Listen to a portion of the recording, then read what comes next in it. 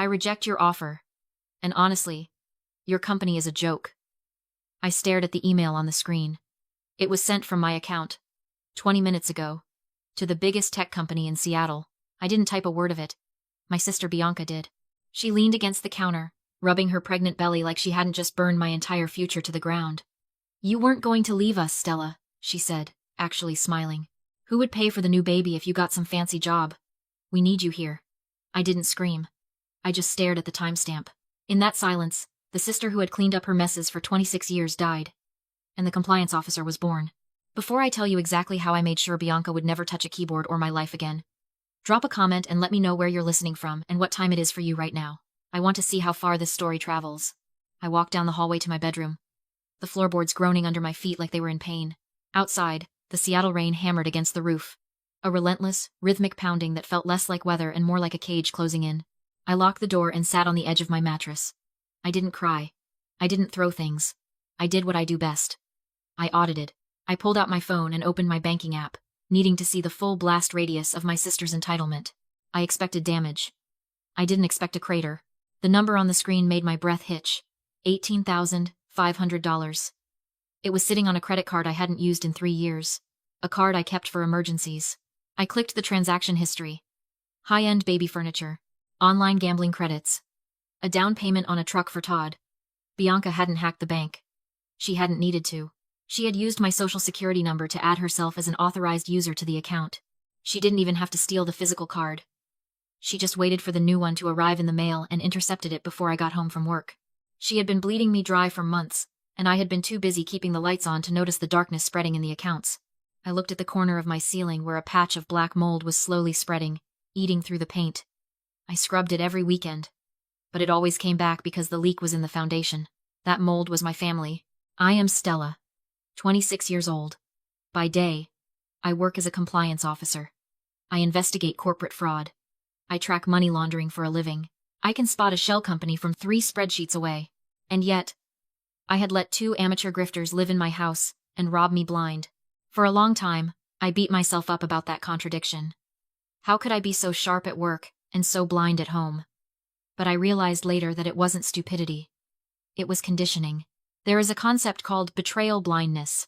It happens when the people you depend on for survival, or in my case, for love, are the same people hurting you. Your brain literally edits out the red flags to keep the relationship intact. I had been groomed since I was 7 years old to believe that my value wasn't in who I was, but in what I could provide. Grandma Agnes used to tell me that Bianca was the delicate one who needed protection, and I was the strong one who needed to carry the load. It wasn't just theft, it was financial incest.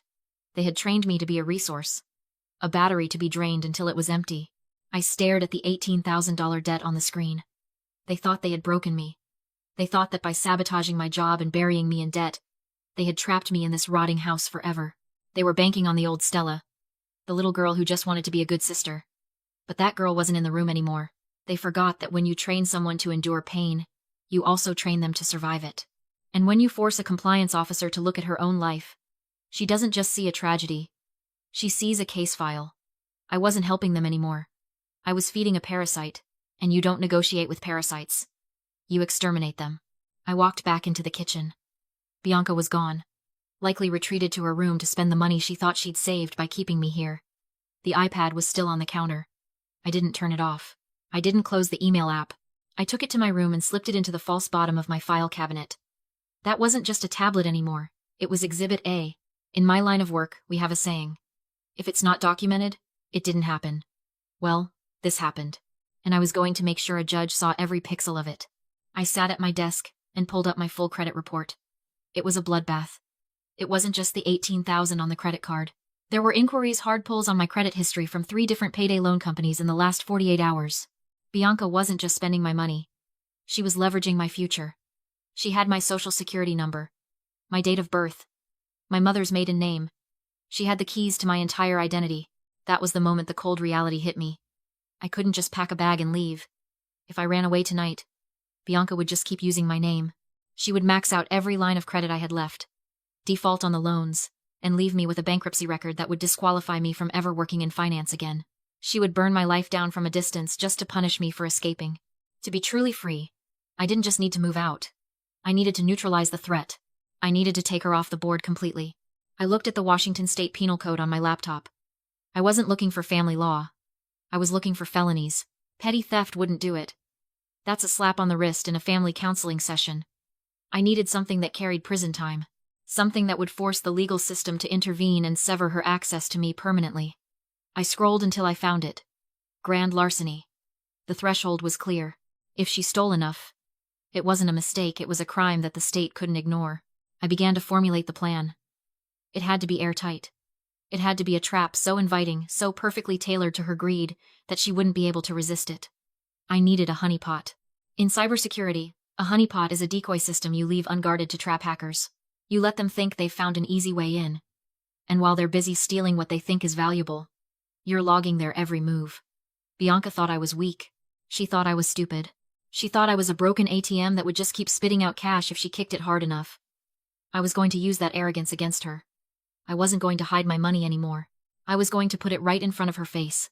And I was going to dare her to take it. The next morning, the house didn't wake up. It detonated. I was barely out of bed when a fist hammered against my bedroom door, shaking the frame in its jam.